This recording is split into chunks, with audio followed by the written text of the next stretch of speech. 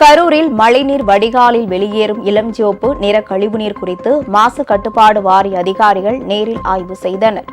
அண்ணா நகர் பகுதியில் உள்ள வடிகாலில் அதிகப்படியான கழிவுநீர் இளஞ்சிவப்பு நிறத்தில் வெளியேறுகிறது.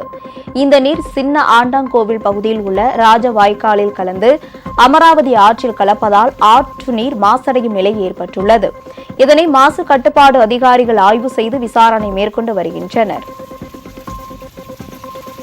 நிறம் மாறி வந்ததாக பொதுமக்களிடமிருந்து புகார் தெரிவித்தனர். இதன் தொடர்பாக மாநகராட்சி அதிகாரிகளுடன் மாசு கட்டுப்பாட்டு வாரிய பொறியாளர்களும் இங்கே ஆய்வு செய்தோம். ஆய்வின் போது அங்கே நிறம் மாறி கழிவு நீர் வெளியேற்றப்படுவது கண்டறியப்பட்டது.